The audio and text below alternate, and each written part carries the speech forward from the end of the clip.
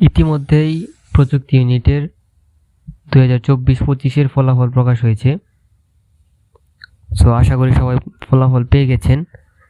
যারা এখনও ফলাফল পাননি তারা প্রযুক্তি ইউনিটের ওয়েবসাইট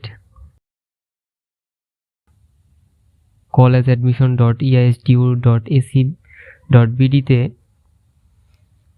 গিয়ে ওয়েবসাইটে আপনাদের রোল নাম্বার এবং রেজিস্ট্রেশন নাম্বার দিয়ে লগ ইন করে ফলাফল জানতে পারবেন। আর অনেকে ফোন নাম্বার দিয়ে চাচ্ছেন, তারা DUTech/রোল নাম্বার লিখে 16321 নাম্বারে SMS করে পাঠিয়ে দিবেন। তো এবার আসি, আপনারা যারা অনেক ভালো পরীক্ষা দিয়েছেন বাট আপনাদের কাঙ্ক্ষিত ফলাফল পাননি, তারা ফলাফল পুনর্নিরীক্ষার জন্য আবেদন করতে পারেন। 25 তারিখ থেকে 29 তারিখের মধ্যে আপনাদের সকাল 10টা থেকে 4টার মধ্যে 1000 টাকা নিয়ে আপনাদের যে প্রযুক্তি অনুষদের যে অফিসটা আছে সেখানে যেতে হবে এবং একটা আবেদন ফর্ম পূরণ করতে হবে। তারা একটা আবেদন ফর্ম দিবে আপনাদেরকে, আপনারা জাস্ট আপনাদের যে প্রবেশপত্রের ফটোকপি আছে সেটা দিবেন এবং এই ফর্মটা পূরণ করে প্রযুক্তি অনুষদে জমা দিবেন। আর এবার বলি কোটার যে ব্যাপারটা, কোটার জন্য সেম সময়ে করতে হবে। 25 তারিখ থেকে 29 তারিখের মধ্যে সকাল 10টা থেকে 4টার মধ্যে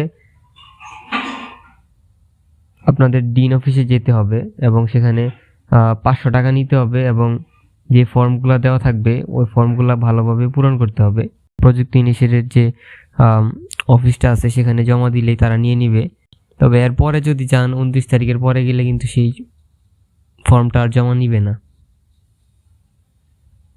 তো এবার আসি, অনেকে জিজ্ঞেস করতেছেন ভাইয়া মুক্তিযুদ্ধটা কোটা কি আছে নাকি?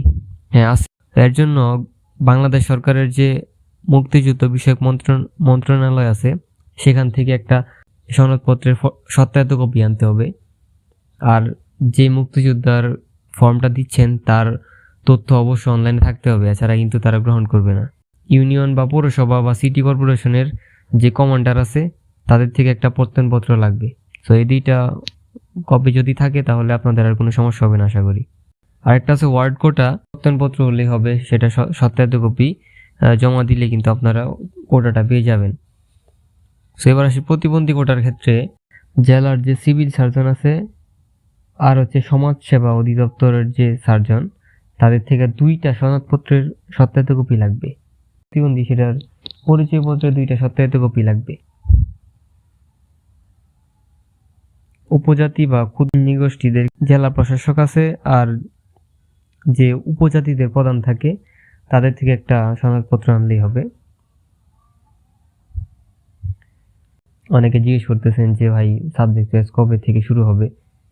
সো তাদের জন্য নোটিশ দেওয়া হয়েছে যে 29 তারিখ থেকে সামনের মাসের 19 তারিখ পর্যন্ত আপনাদের সাবজেক্ট চয়েসের সময়সীমা দেওয়া হয়েছে।